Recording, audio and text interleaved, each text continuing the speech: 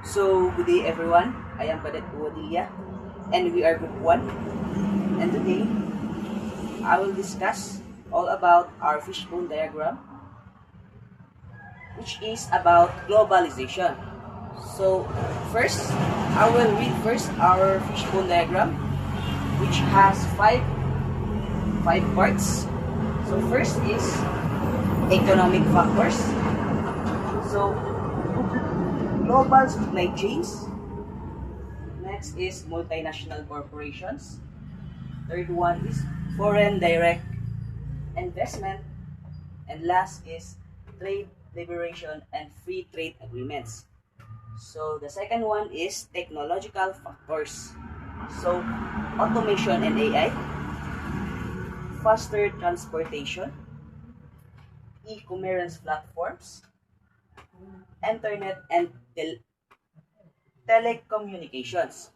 So the third factor is environmental factors.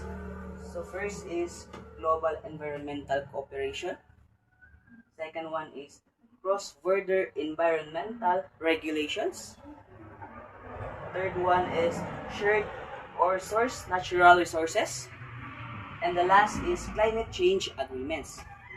So the fourth factors are the political factors, which has international treaties or agreements, regional organizations, which was UN, ASEAN, and government, trade, and foreign policies.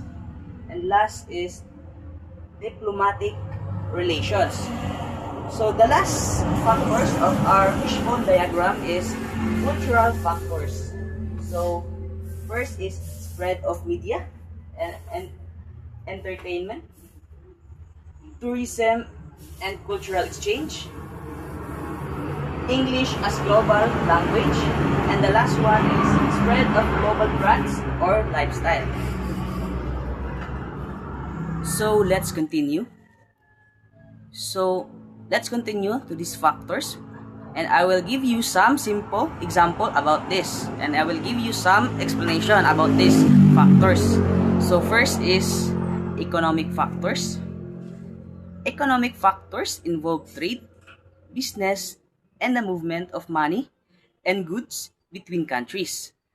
So the simple example of this is many products we use every day, like smartphones and shoes, come from different countries because of global trade.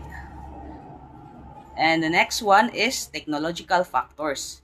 So technology makes communication, transportation, and businesses faster and easier. So the simple example for these factors is you can order a product from another country using your phone and receive it within a day or within days. So the third one is political factors. So political factors are government decisions, international agreements, and relationships between countries.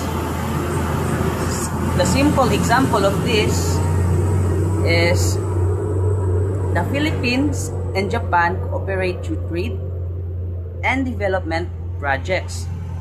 So the fourth one is cultural factors. So cultural factors spread the traditions, language, entertainment, and lifestyle across countries. So the simple example of this is many Filipinos enjoy Korean food and music because culture spreads through globalization. So the fifth one, or the fifth factor, is environmental factors. So environmental factors involve natural resources, climate, and environmental issues that affect the whole world. So the simple example is climate change affects the Philippines and other countries, so nations cooperate to protect the environment. And lastly, the social factor refers to the way how people interact, communicate, migrate and share ideas across different countries. So globalization has made it easier for people to connect regardless of distance, creating a more connected global society. The simple example of this last factor is a Filipino can video call family members in another country through Messenger or WhatsApp,